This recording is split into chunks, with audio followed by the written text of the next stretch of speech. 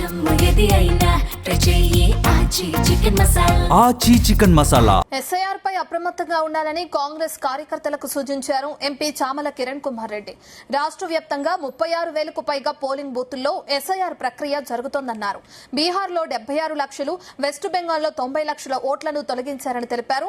రెండు రాష్ట్రాల్లోనూ బీజేపీ అధికారంలోకి వచ్చిందని, కేరళలో కాంగ్రెస్ కార్యకర్తలు ముందుగానే అలర్ట్ కావడంతో కాపాడుకోగలిగామన్నారు. ఇప్పుడు తెలంగాణలోనూ అదే జరుగుతోందని, అందరూ అప్రమత్తంగా ఉండాలని సూచించారు ఎంపీ చామల. ముఖ్యంగా 119 నియోజకవర్గాలు, 36,500 చిల్లర బూతులు.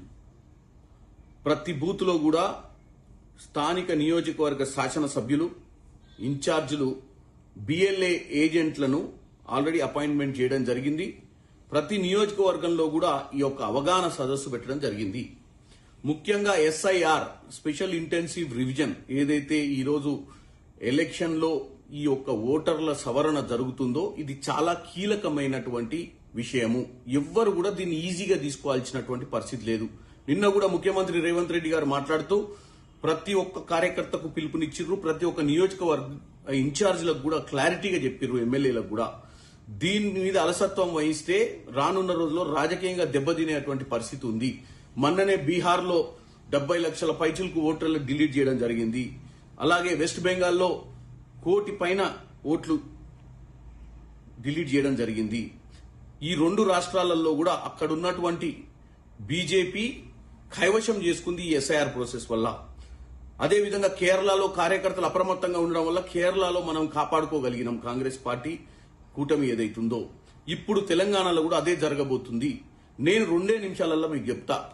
ఎస్ఐఆర్ ప్రాసెస్ ద్వారా అంటే ఈ రోజు 25వ తారీఖు జూన్ నుంచి జూలై 24వ తారీఖు దాకా బిఎల్ఓ, మీరు బిఎల్ఏలు, బిఎల్ఓ అంటే బూత్ లెవెల్ ఆఫీసర్, ప్రభుత్వం ఎలక్షన్ కమిషన్ నియమించే అధికారి.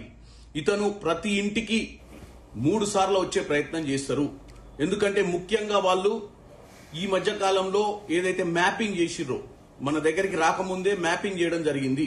2002 ఓటర్ లిస్టు, 2025 ఓటర్ లిస్టులను తీసుకొని ఈ సవరణ చేస్తుర్రు.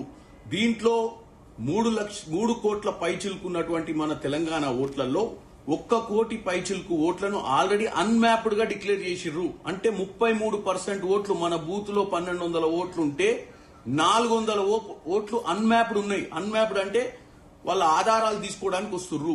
ఒకవేళ మనం అప్రమత్తంగా లేకుండా ఈ బిఎల్ఓ ఏజెంట్లు మన బూత్ కు వచ్చినప్పుడు మనం ఎమ్మటి లేకపోతే మన బిఎల్ఏ ఏజెంట్